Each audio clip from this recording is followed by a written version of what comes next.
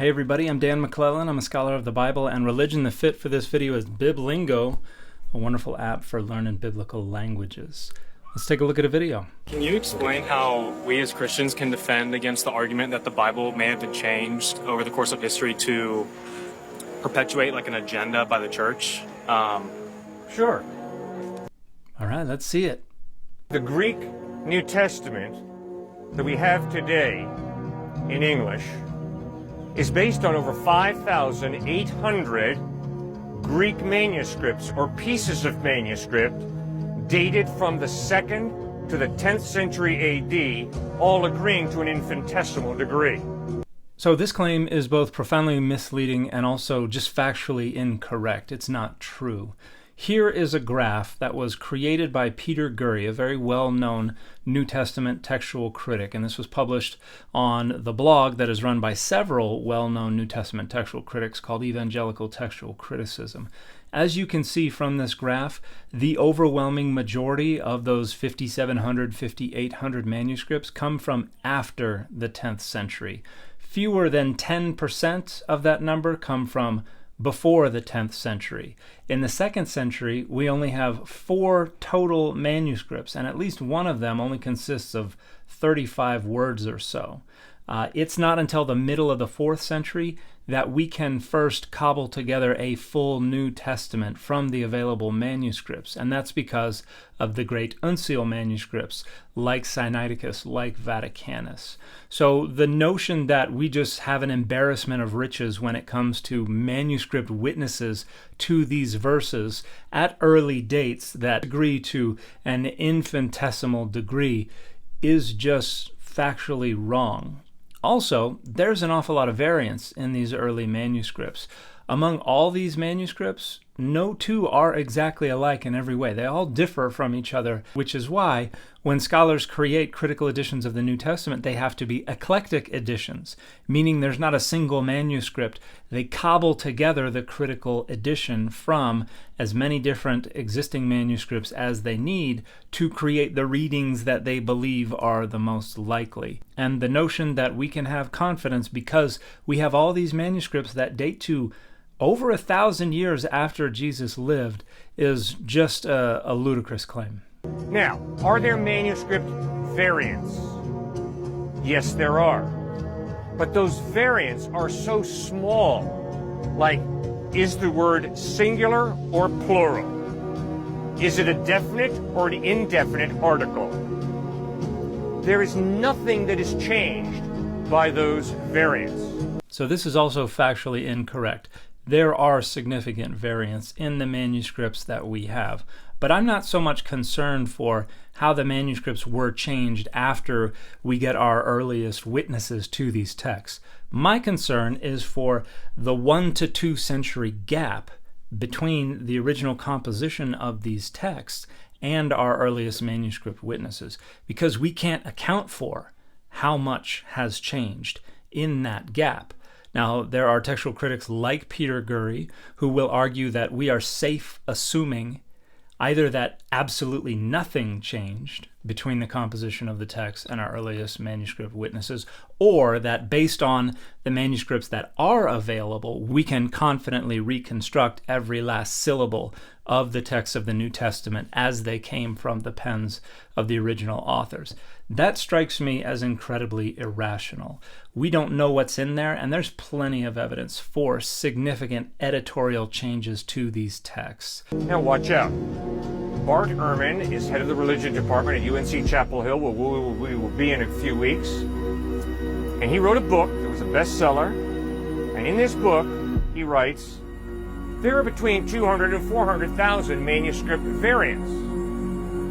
Differences in those Greek manuscripts.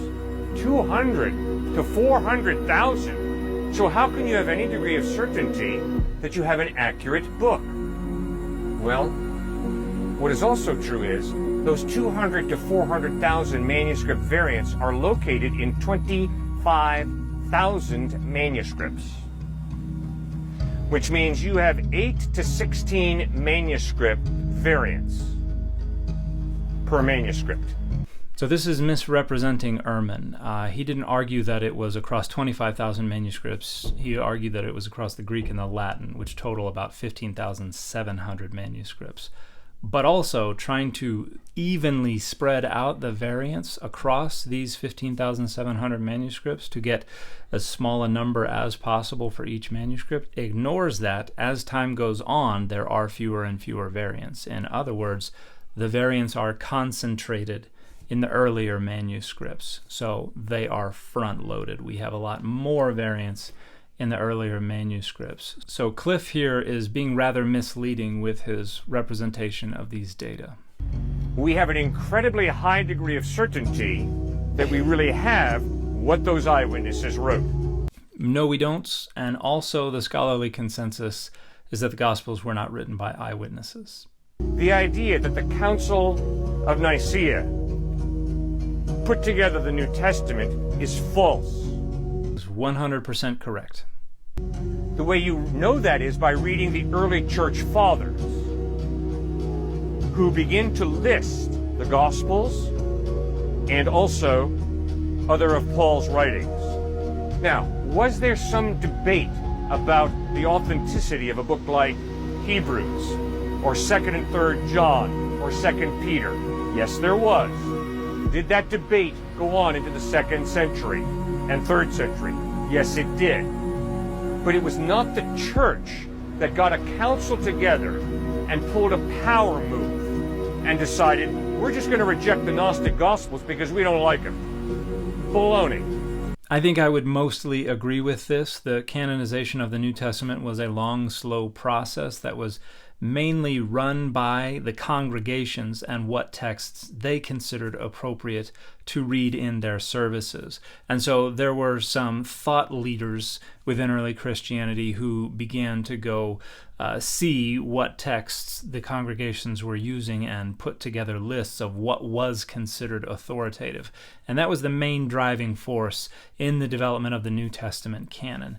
The Gnostic literature was a little more complex. There were certainly church leaders who railed against the Gnostics and their literature, but I also think it would be misleading to say that they sat down around a big table and decided, hey, I don't like this stuff, let's just get rid of it. This was another process of long-term discourse and debate between all different kinds of leaders and members of these church congregations. The tests that the church used to determine what was going to be in the New Testament, what are the 27 books of the New Testament? The tests were really simple. Was it written by an eyewitness or by somebody who knew an eyewitness, like Luke and obviously Paul? And secondly, was it accepted by the worldwide church around the Mediterranean? If the book was simply accepted in Alexandria, Egypt, but not in Antioch or not in Rome, it was not accepted as part of the canon, the New Testament. It had to have universal acceptance, and it had to be written by an eyewitness or by someone who knew an eyewitness. And then thirdly, it had to hold to the Orthodox Christian faith. And that is why the Gospel of Thomas, the Gospel of Mary, the Gospel of Pontius Pilate, which are Gnostic Gospels, which means they're based on Gnostic philosophy, were excluded. So this is not accurate. Church leaders did not sit down and draft criteria for including texts in the canon and then go see what made the cut. Church leaders took the canon as it was forming based on observations about what the congregations were doing, and then they post hoc came up with what rationalizations would fit, even though there were some problems at the boundaries. For instance, texts like Revelation were actually rejected by the majority of Christians, but it was Athanasius who included it in his canon list and made a big deal out of it that resulted in Revelation moving from overwhelmingly rejected to overwhelmingly accepted.